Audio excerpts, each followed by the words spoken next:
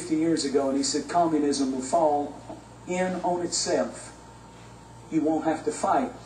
He wrote this book and gave it to the President of the United States and said, there's no need to fight a war. It'll cave in itself, and here's why.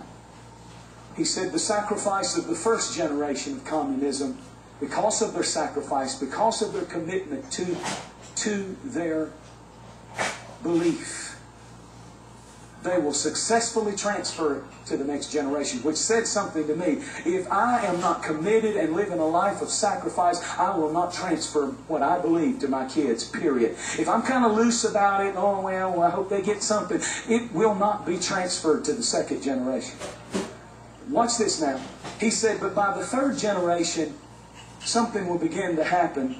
By the third generation, they will not recommit to the sacrifices of the first generation. Which will mean by the fourth generation, communism will completely collapse in on itself. And you won't even have to fight a war.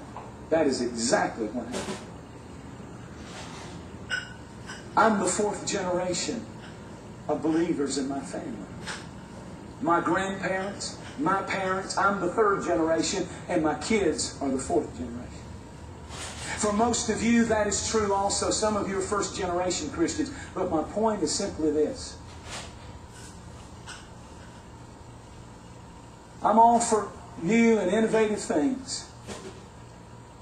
But if we ever get to thinking around Free Chapel that we can make it without the old-fashioned altar, I found out some things about myself. I'm not the man that I thought I was. I thought that I was so spiritual that I would never get to the place that I wasn't praying like I needed to pray.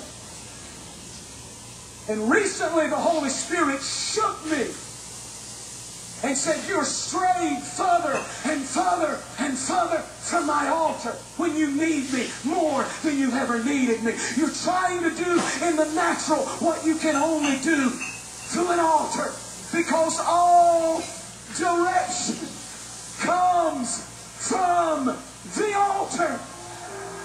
Not from people, not from programs, not from money, not from big ministry. It comes from the altar.